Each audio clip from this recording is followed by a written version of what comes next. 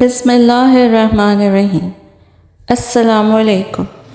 سننا stories flakes میں خوش آمدید۔ عشق رسول صلی اللہ علیہ وآلہ وسلم۔ شیخ الاسلام حضرت علامہ ظفر احمد عثمانی رحمۃ اللہ علیہ فرماتے ہیں کہ میں زمانے میں حج کے بعد مدینہ منورہ گیا۔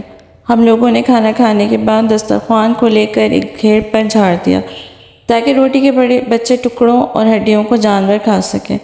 تھوڑی دیر کے بعد جب میں اپنے کمرے سے باہر نکلا تو یہ دیکھ کر حیران رہ گیا کہ ایک خوبصورت 9 سال کا بچہ ان ٹکڑوں کو چن چن کر کھا رہا ہے۔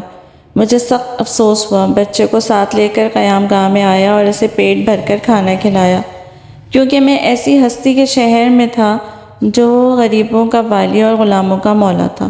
میرے اس برتاؤ کو دیکھ کر بچہ بے حد متاثر ہوا۔ میں نے چلتے وقت اس سے کہا کہ بیٹے تمہارے والد کیا کرتے ہیں؟ اس نے کہا میں یتیم ہوں۔ میں نے کہا بیٹے میرے ساتھ ہندوستان چلو گے؟ وہاں میں تم کو اچھے اچھے کھانے کھلاؤں گا، عمدہ عمدہ کپڑے پہناؤں گا، اپنے مدرسے میں تعلیم دوں گا۔ جب تم عالم فاضل ہو جاؤ گے تو میں خود تم کو یہاں لے کر آؤں گا اور تمہیں تمہاری والدہ کے سپرد کر دوں گا۔ تم جاؤ اپنی والدہ سے اجازت لے کر آؤ۔ لڑکا بہت خوش ہوا اور اچھلتا کودتا اپنی والدہ کے پاس گیا۔ وہ بیچاری بیوہ دوسرے بچوں کے اخراجات سے پہلے ہی پریشان تھی، اس سے فوراً اجازت دے دی۔ بچہ فوراً آیا اور مولانا کو بتایا کہ میں آپ کے ساتھ جاؤں گا۔ میری ماں نے اجازت دے دی ہے۔ پھر پوچھنے لگا کہ آپ کے شہر میں چنے ملتے ہیں؟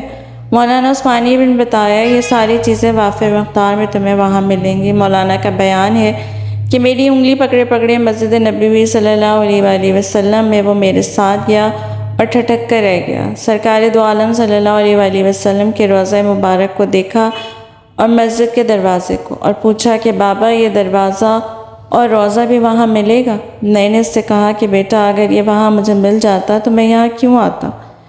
لڑکے کے چہرے کا رنگ بدل گیا، میری انگلی چھوڑ دی، بولا بابا تم جاؤ، اگر یہ نہیں ملے گا تو میں ہرگز ہرگز اس دروازے کو چھوڑ کر نہیں جاؤں گا۔